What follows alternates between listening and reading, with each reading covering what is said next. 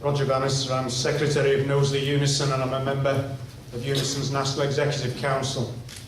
I take the point that George Binet made when he moved the minority motion earlier on, that the Coalition of Resistance website may or may not, I don't know, but I believe George may or may not have a statement in opposition to cuts from Labour councils. I'll have a look when I get home tonight and get my laptop out. But you see, we're not having a discussion on that today. We're having a discussion on two resolutions that are in front of us. One of us is absolutely clear and unequivocal on this point, and that's the majority motion.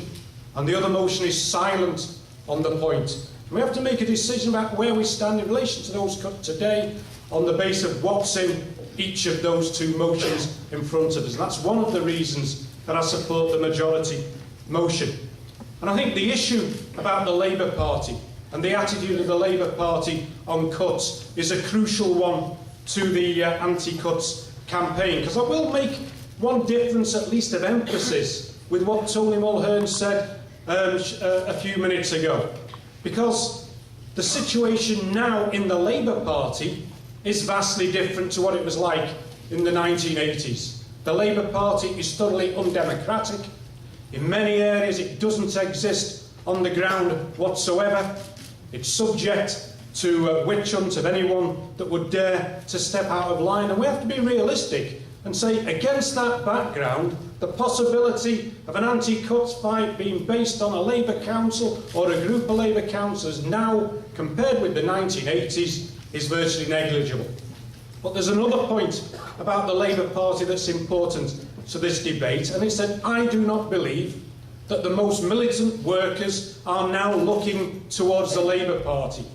And I've got an example of that. It's an example that involves George Binet and a number of the Unison people that have addressed this conference so far today. 1 minute. Because in Unison, last year in the General Secretary election, they split the left in front of the right wing on the basis of the Labour Party position and supported a pro-Labour Party candidate against myself and went into that election with a divided left vote. And we heard the same kind of nonsense I've heard today, that it's only the Socialist Party and it's nobody else and they're on their own. Well, what happened when the votes were counted?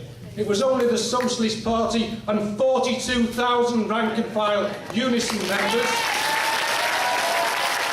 compared to 28,000 that supported the left candidate that was strongly in favour of the Labour Party. And that's the second time they've done it. And I object to being accused of splitting by people with that kind of record in the biggest public sector trade union in Britain. The final point that I want to make is that, yes, we've got other anti-cuts organisations. We've heard about the Coalition of Resistance. I heard about that, by the way, after it had been formed. And the point about today's meeting is, it's nice to be asked. This is the first time I've had the opportunity to come to a meeting to discuss the formation of an anti-cuts body, and the idea of basing it on working class militant activists linking up with community activists is the best idea that I've heard so far, and that's why we should back motion 1.